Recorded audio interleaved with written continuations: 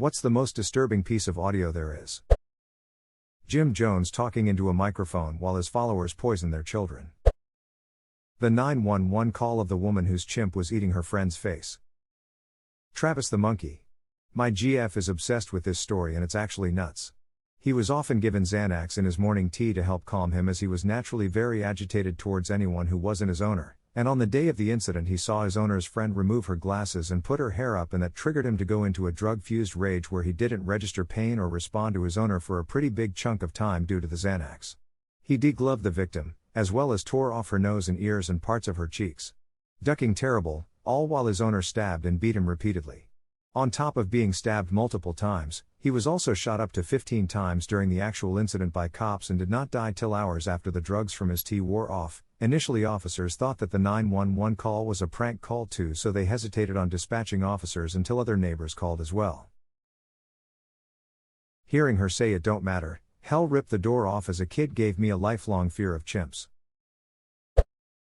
The 911 call of the lady stuck in her car in a flood and the operator is so unhelpful, she ends up drowning on the other end of the phone. If it's the same incident I'm thinking of, that happened near where I used to live. That 911 operator was not only unhelpful, she took her damn time sending anyone out to help the driver. And instead of being fired or charged with anything, she was allowed to retire and the county just kind of hand waved it away, saying there was nothing they could do because she'd already retired. This one is accompanied by video, but the reaction of a man whose wife gets killed when a brick flies off the back of a truck they were driving behind on a highway and came through their windshield. The audio was captured by their dash cam, one of those things you can't unhear.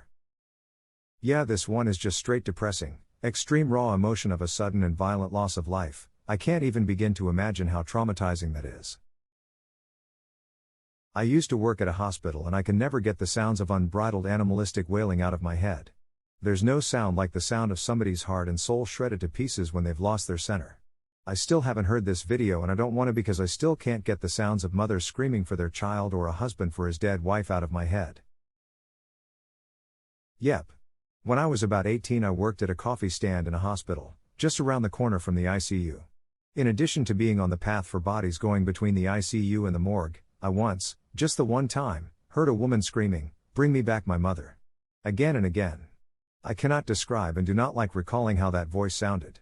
Hearing it once was more than enough. Two of my friends, aged 18-19, died in a car accident almost 10 years ago. We had a double funeral for them. I'll never forget the sound of one of their mothers when it was time for the families to come in. Wailing, I can't go in there. My baby. Between sobs. The 911 call of Loretta Picard, a disabled elderly woman who died in a house fire. She was physically unable to get out of the house on her own.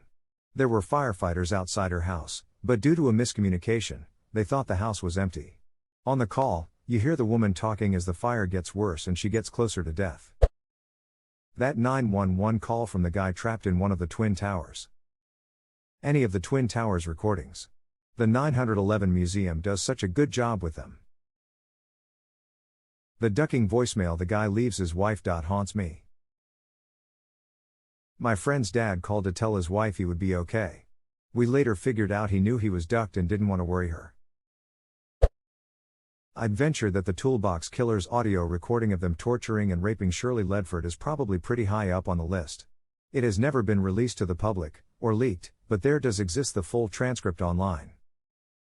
Just in general, it had the Toybox Killer welcome message tape.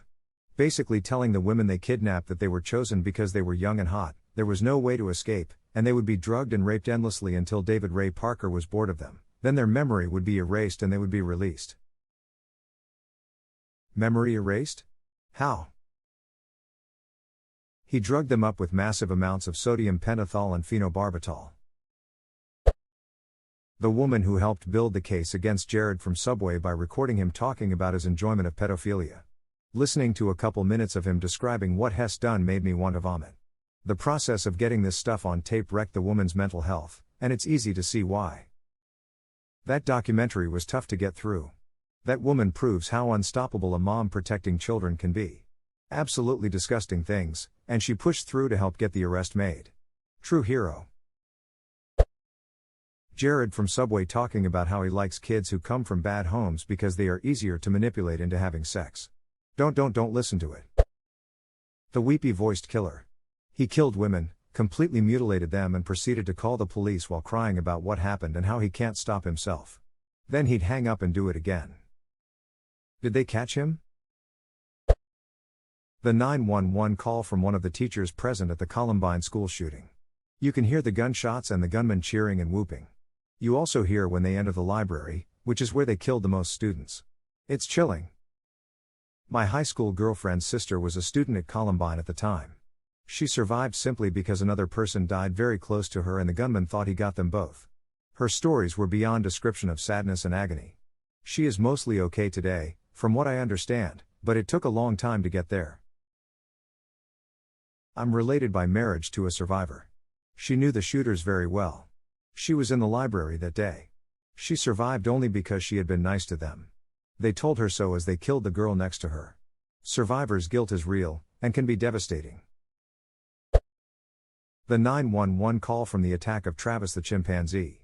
Travis' screams can be heard in the background at the start of the tape as Harold, owner of Travis, pleads for the police, who initially believed the call to be a hoax until she said, "He's eating her." Remind me of a news story I had read.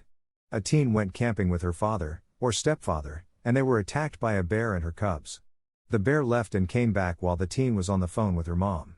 The teen at one point said, "Mom, they're eating me." I cannot imagine how awful that must have been. The descriptions for the audio of this incident make it sound like the most disturbing. This entire thread I suspect was triggered by that event, which was mentioned in another, earlier submission. I'm not listening to any of them. The cult leader from the documentary Keep Sweet, Pray and Obey, where he records his rape of a young girl in his secret room in which only the most devout followers are allowed. It's haunting. Well, I'm taking this out of my Netflix queue. I want to clarify, they do not play the whole thing. They only play a piece leading up to the rape. You do not have to hear that. But what they do play is still sickening. TBH, I feel bad for the jury in the trial. They did have to hear the whole thing, and apparently many of them started crying. There's news coverage showing clearly distressed people coming out of the trial of the Toolbox Killers after they played the tape of them torturing one of their victims. If I ever get called for jury duty, I hope it's for something petty and boring so I don't have to see or hear shit like this. The Apollo 1 crew. Those guys were the coolest, calmest, most extensively well-trained former combatist fighter pilots in the world, and all they could do was scream. That audio kept me up the night I heard it the first time. I worked at the National Archives long ago and had access to the transcript, predictably mostly screaming. The document itself had an attachment saying the audio had been destroyed out of respect for the families. Though I had some doubt of that, only today, 20-odd years later, learning that wasn't true. I'm sure others have mentioned it, but one that really, truly upset me was when a poor delivery lady had mistakenly driven into floodwaters. She called 911 and the dispatcher was cruel beyond words. I'll never forget it. This one came to mind, also the 911 call of the little girl trying to get help for her mom who was stabbed? Shot? And the dispatcher is like, annoyed with the kid and keeps asking her to put her mother on the phone. The poor social worker who called 911 when Josh Powell, who it is believed was involved in his wife Susan's disappearance, locked himself and his 2 kids in the house and locked her out is maddening. The 911 operator keeps saying who? What?